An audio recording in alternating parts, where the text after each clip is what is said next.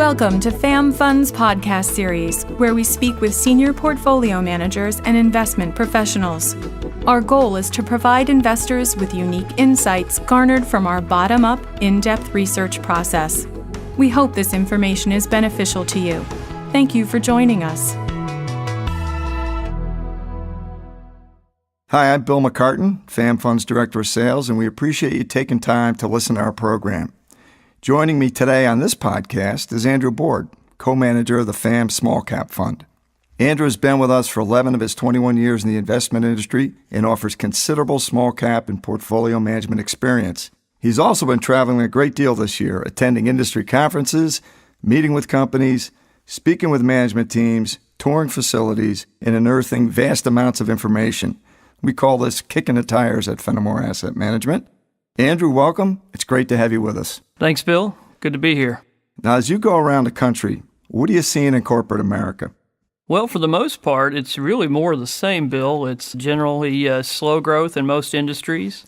That's kind of been the pace for a few years now. It's more of that. We're seeing more companies trying to make some of their own luck, going out looking for acquisitions and whatnot. And that's all been pretty good for us. I would say the one exception, of course, is anything that's related to energy and mining. So you obviously have the energy companies and the mining companies themselves are slowing down, but you kind of have the second and third derivatives of that. So anybody selling parts and services to those companies, definitely a tougher time right now.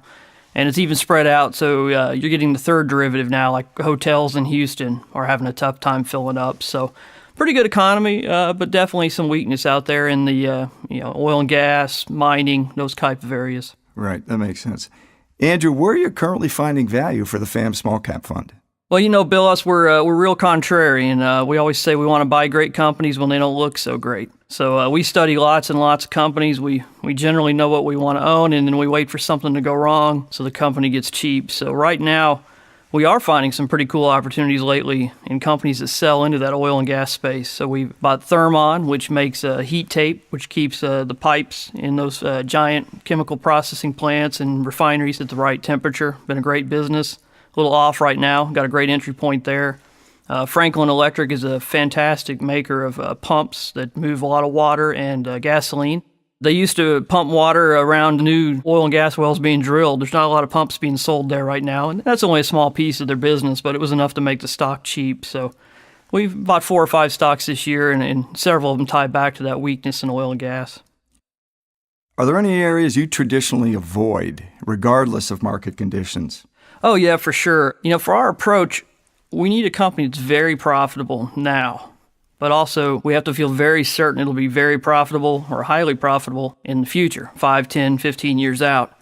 So if you just think of that as your parameter, that really eliminates a lot of industries. So a lot of biotech companies lose money today, and you'll notice there's several hundred companies that are public and several hundred more private, I would imagine, all claiming they're going to have a cure for cancer. Somebody's going to be disappointed out there. So, we really have a tough time predicting which one of those money-losing companies is going to make it and do very well. And most of them won't. So generally, we stay away from things like biotech. But even technology companies, if there's a lot of change, and a lot of change that comes fast, we tend to stay away from that. So if 2 guys in their garage can come up with a new product and completely destroy a company that's out there and it's pretty profitable today, I don't want to be anywhere near that. So we try to avoid those type of situations. So we do own some technology and some healthcare, but it tends to be things like the distributors on the technology side, the contract manufacturers.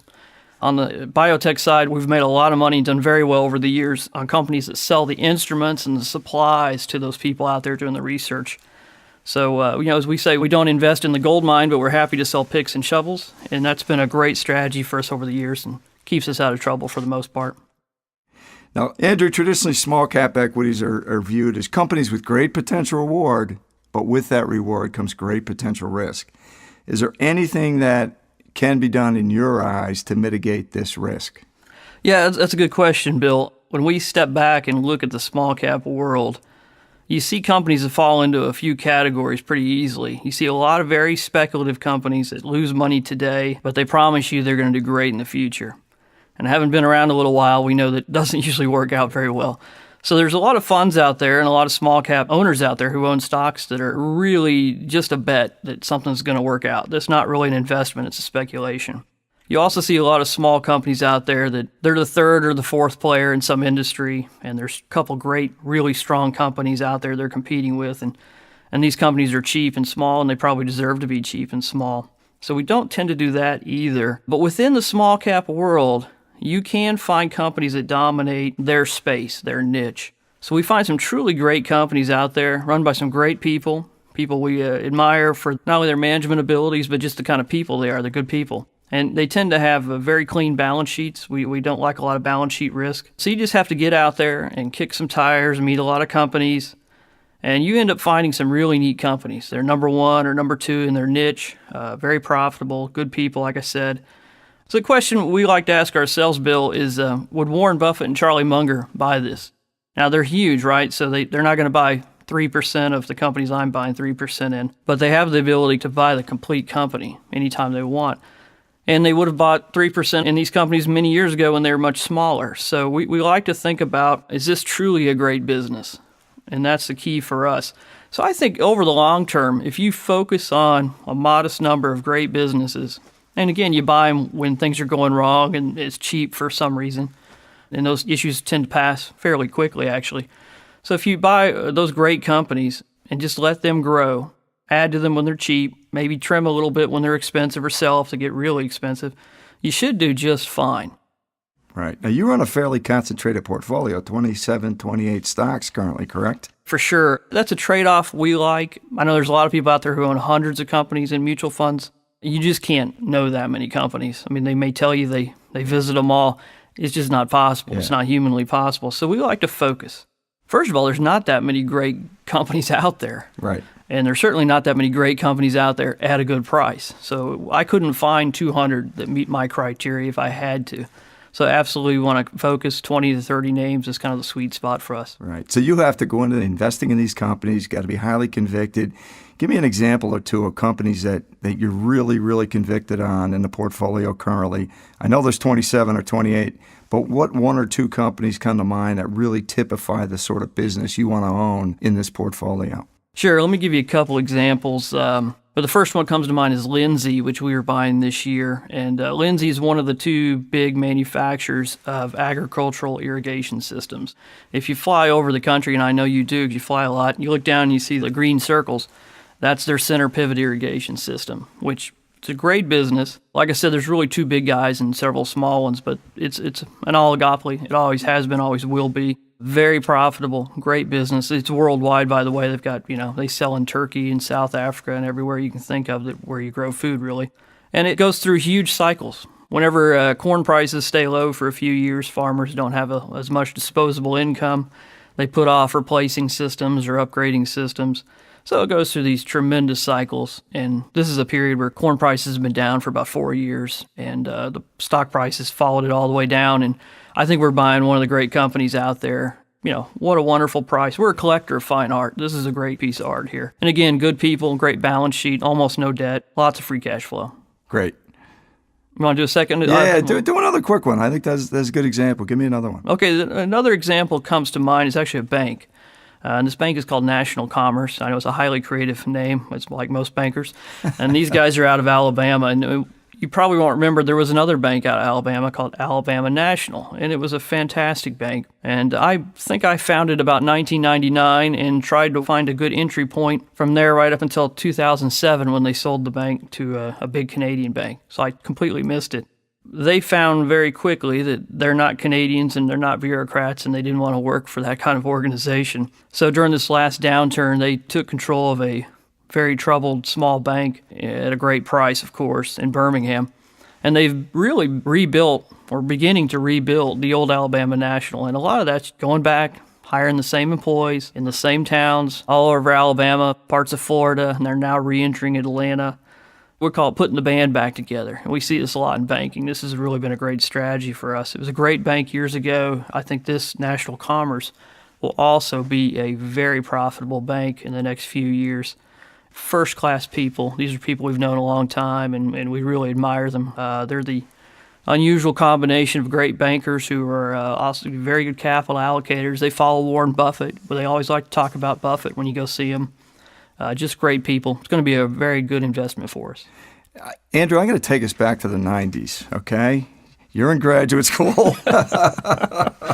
Oh boy, what do I have to admit to here? I've got the file on you right here.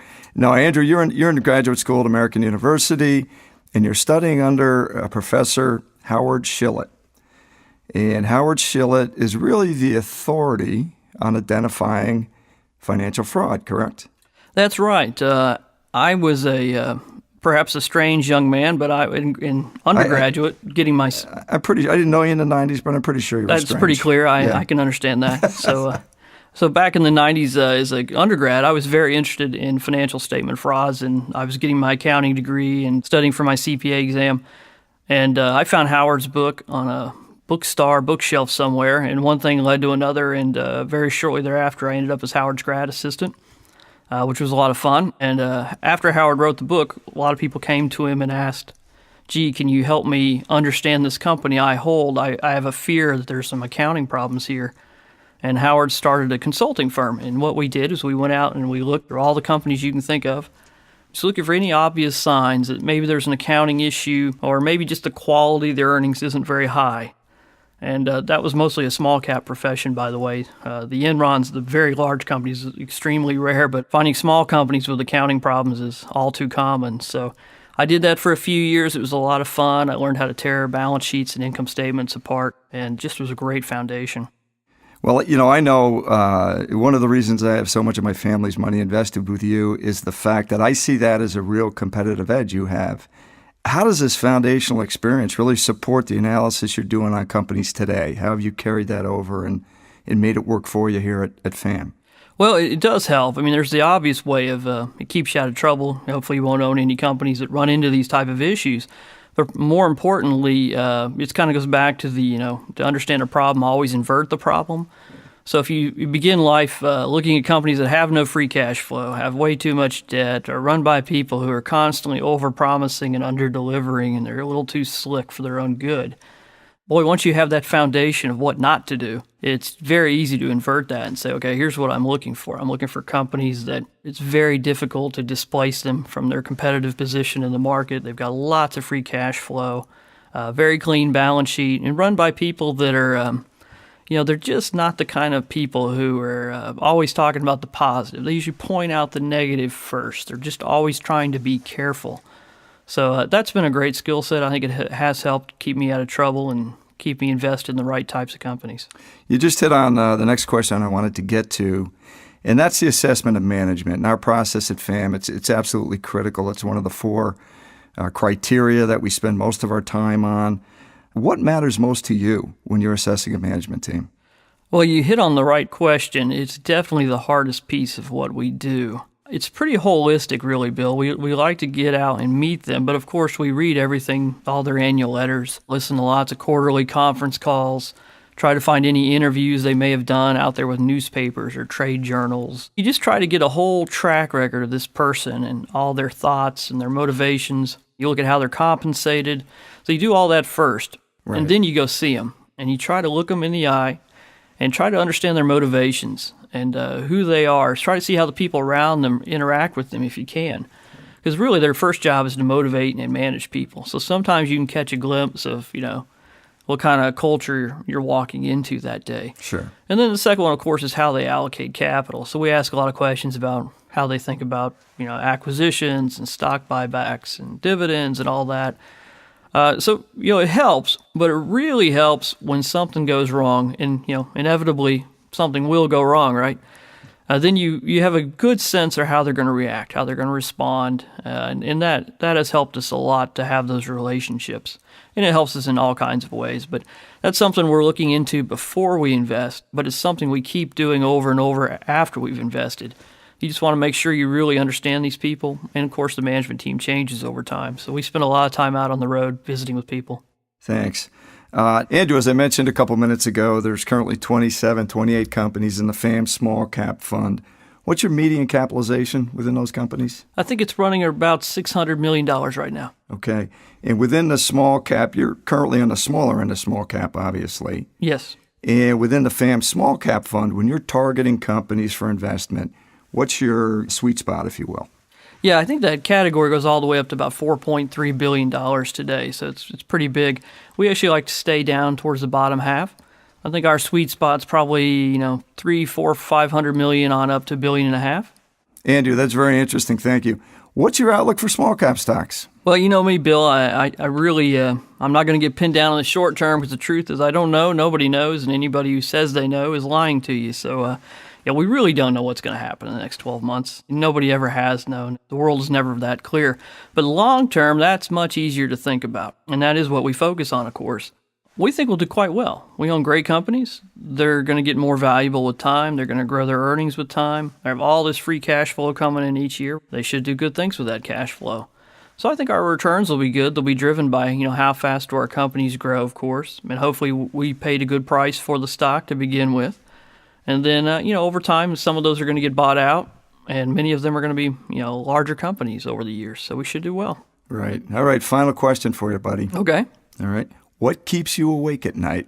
Well, outside of small children, not a lot. I mean, we do worry a lot. I don't want you to think we don't worry. So we're always trying to think about what could go wrong, what could change. New regulations have got us a couple times over the years. Obviously, we think about interest rates like everybody else and all the things you would think about. We read about China. Honestly, all that stuff is noise, and we do adjust the portfolios accordingly. And more often than not, when people panic about one of those factors, I buy more stocks, so we're happy with that. Right. But I really go back to that long-term picture, Bill. If you own great companies, let's go back to Lindsay we talked about. Right. They're going to sell more center pivot irrigation systems in the next 20 years. It doesn't really matter that much who's president. It doesn't matter too much about what's the interest rates or what goes on in China. Those things will affect results over the short period, but over the long term, that shouldn't matter too much. So they create opportunities. They're going to make their own luck. All right, great. And just so you know, because of Lindsay and our ownership in Lindsay, I'm going to start capturing the window seat on the plane so I can see those crop circles. I think it'll be worth your time, Bill. Andrew, thanks so much for your time. I really appreciate it. Thank you, Bill. Past performance is not indicative of future results. Current performance may be higher or lower than the performance data quoted. Investment returns may fluctuate. The value of your investment upon redemption may be more or less than the initial amount invested. To obtain additional prospectuses or summary prospectuses and performance data that is current to the most recent month end for each fund, please go to famfunds.com or call 800-932-3271.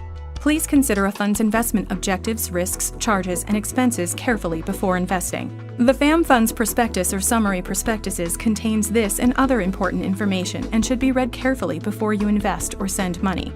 The principal risks of investing in the fund are stock market risk. Stocks fluctuate in response to the activities of individual companies and to general stock market and economic conditions. Stock selection risk. Fenimore utilizes a value approach to stock selection, and there is risk that the stocks selected may not realize their intrinsic value, or their price may go down over time. And small cap risk. Prices of small cap companies can fluctuate more than the stocks of larger companies and may not correspond to changes in the stock market in general. FAM funds are distributed by Fenimore Securities, Inc., member FINRA and SIPC.